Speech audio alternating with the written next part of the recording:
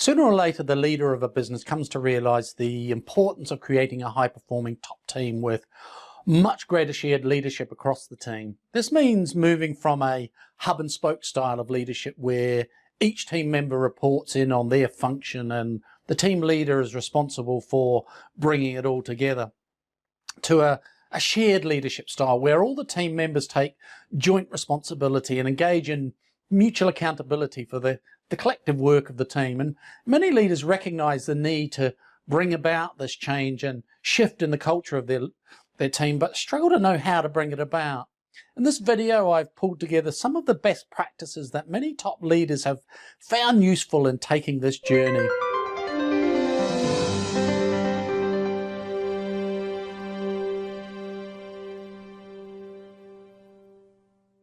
Often when I work with top leaders, they find it useful to first understand the journey they themselves need to go through to become an effective top team leader. Welcome to Summit Scale, where entrepreneurial leaders come to learn how to grow their businesses into mid-sized companies. The first stage is the team manager. This is when we second manage the functions. We find ourselves rushing from solving one problem to another and have a sense of constantly spinning plates. We never have enough time to stand back as our diary is full of meetings and solving urgent issues. The second stage is the team leader. This is when we start to realize that we need to align the various functions' goals to the overall business purpose and objectives and help everyone in the team understand how their own goals connect to the bigger picture. At this stage, the top leader still represents the team to external stakeholders, investors, partners, regulators, and is the team spokesperson, leaving the rest of the team to focus mainly inwards. The third stage is the team orchestrator. We're focused on getting our team working collaboratively with each other and all our stakeholders. We help the team develop the right connections and encourage them to sort out any issues with stakeholders or each other directly. But there is still a significant dependency on us as the leader, particularly in a constantly changing environment. Which brings us to the fourth stage, the team coach. This is where we're focused on getting the team to take joint ownership of the company and team goals and represent the whole team to stakeholders. Our focus as team coach has to be on constantly building the capability of the collective team, building resilience, adaptability, and the learning capabilities of the team in a constantly changing circumstances. And once we have acquired the skills of all four stages, we need to learn how to move backwards and forwards through them using the appropriate style at the appropriate time. So now that we have some context for the journey of the team leader, let's now turn to the 10 best practices that many top leaders have found useful in making this journey. Number one, create a clear team purpose, charter, and KPIs. Be clear about the challenges for the team and what the stakeholder expectations are. And this involves articulating to the team the bigger picture in which you operate, including the expectations of investors, a board, and other major stakeholders. Agree the team's strategic priorities and team behaviours to be adopted and effective ways of working together, and turn this charter into measurable goals, key performance targets that they will hold themselves mutually accountable for. And number two, link individual performance to team objectives. Ensure that each individual has clear horizontal objectives of what they need to deliver to their colleagues and clear personal team objectives to how they increase the value of their contribution to the team. And develop a clear strategic narrative. Get everyone to rehearse communicating it, not just a list of bullet point team objectives that they struggle to communicate. It needs a compelling story that shows the connections between the different items and describes the prize for being successful and the dangers of not succeeding in a way that expects or speaks to the head and heart.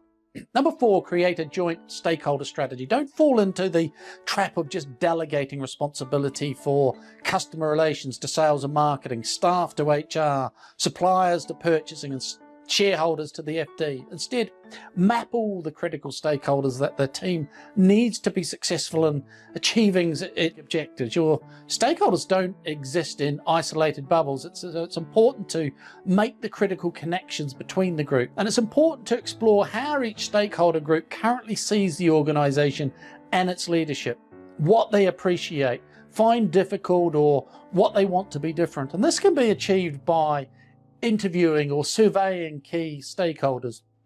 The team can then decide how they need to engage with the group differently so as to improve the way that the company is perceived and who is best placed to lead on that engagement. Number 5, find opportunities to delegate to joint leadership. When challenges and issues occur, it's important to think carefully whether this needs to be delegated to an individual member or to provide the lead yourself, or whether it needs a joint response from 2 or more team members. And it's useful to find opportunities to delegate to joint leadership of 2 or 3 team members, being clear what they need to come back to the team having done. And this helps build collaborative working between team members outside of the team meetings. Number 6, avoid being the referee or go-between. When team members individually complain about their colleagues, it's better to ask them what they have done to address the issue with the person directly.